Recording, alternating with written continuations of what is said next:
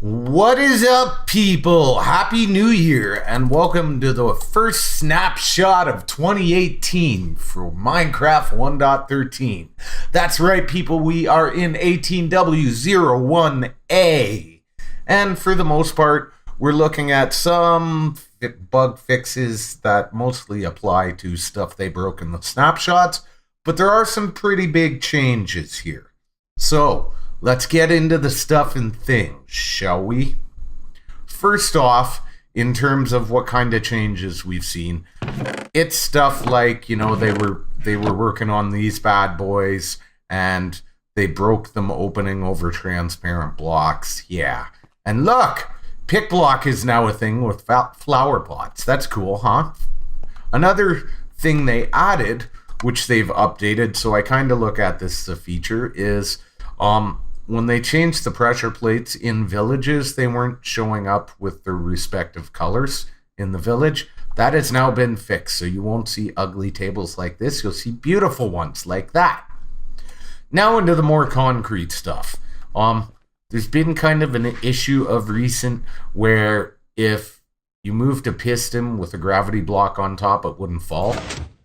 Fixed! Amazeballs, huh? Another one is that comparators would actually lock a repeater, but you wouldn't see the visual on it. That has been fixed, as you can see, and also updates quite properly with various timings. Thought I'd point that out. Now, getting into a little more technical in terms of Redstone, stuff that most people wouldn't notice. So, using these fast clocks, unless you were doing something very timing specific, you wouldn't notice that there actually was a little bit of an oddity over certain distances with this tick pattern. And as you can see, based on the pattern on these repeaters, it's been fixed. They're flashing exactly as they should. So for the few of you that would create a scenario where you would have seen those oddities, it's corrected. Another one, due to the recent changes with the hopper hitbox, was that the pickup collection area wasn't always proper.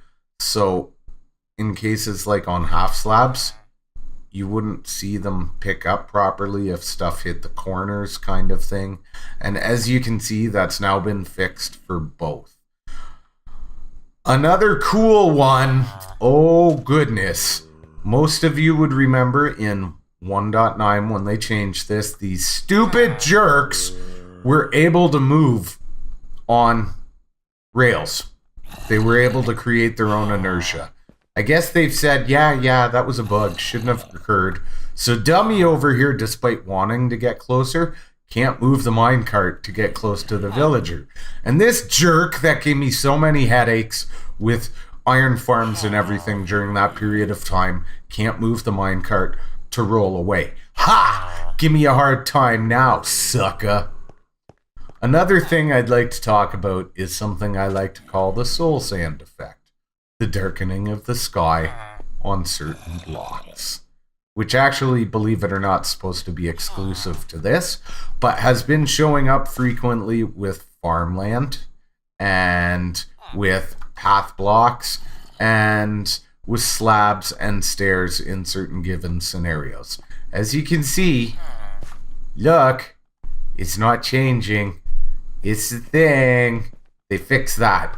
Another one that's come and gone over the years many a times is a little bit of a lighting glitch with slabs and stairs when they're combined together and had glowstone underneath all of them, where you would see some, say like this one right here, would get a different lighting effect than others because of where it was placed and what was surrounding it, etc. So that issue was back for a bit, and as you can see is now fixed because yes, this is all covered. Isn't that amazeballs?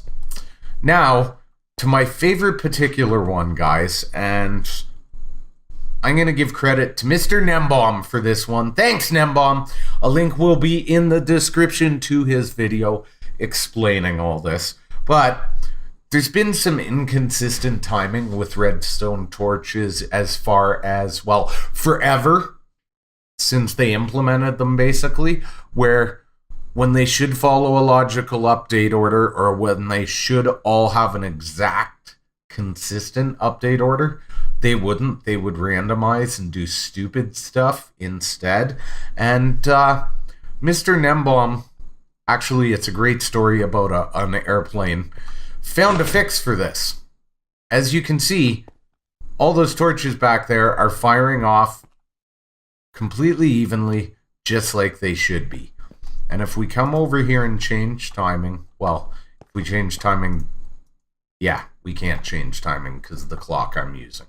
So I'll shut up now. But they stay consistent even though we swap timing around. So that long-standing issue / bug has been fixed thanks to Gnembon. Great story. Worth watching the video just to hear the story. Another one only the most technical redstoners would know, which is a long-standing issue if we hit F3 and G, is moving more than 64 pistons inside of a single chunk. Doesn't matter which kind of piston, guys, or what kind of timing you applied to it. Moving more than 64 would actually crash the game. Now, as you can see, we've got an entire chunk of pistons here, which is more than 64.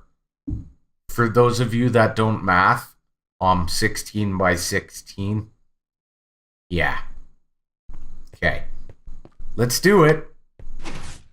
Look, you can see it lagged the game, but it didn't crash. So those of you that are into building big laggy walls of pistons like that, it's now an option over the 64 boundary in a given chunk. Way to go. You can now lag your servers. I hope you enjoy making everybody else miserable. Okay, there are a couple other cool changes that I should cover. One of them is thanks to, you know that one dev I mentioned, Mr. SliceLime, and those that play Bedrock would know about it. With the teleport commands, TP. So let's just go ahead and throw me in there. See that facing? Yeah, so teleport commands were always absolute, and now they're not necessarily absolute. If we add the facing value in and put some numbers in, it will actually compute where I want to teleport based on the way I'm facing. And that one is thanks to Mr. SliceLime. So a big thanks for a cool new addition in that regard. Another one that is also pretty cool and showed up in Bedrock Edition first that has been added is, for all of you that are familiar with this one, time set. They've added back the day and night, but we now have both midnight and noon options added as well. So that's pretty cool, guys. That's pretty cool. There's a whole bunch of other stuff like memory dumps and different block labels and all that kind of stuff that's been ongoing through 1.13 that has changed. Again, I will add, for those of you that are map makers or want that kind of data, Mr. SliceLime in the description and his version of the snapshot update. But I tend to focus more on what's visible in survival for the average guy or the technical guy. And we pretty much covered it here, guys. So as always, go ahead and smash that like button, people. If you enjoyed the snapshot update, to help others like yourself who might enjoy this kind of content find this channel, because Lord knows YouTube ain't giving them any help lately. And if you're new and you haven't already, hit that sub button for more videos, people. As always, thanks for watching. Bye.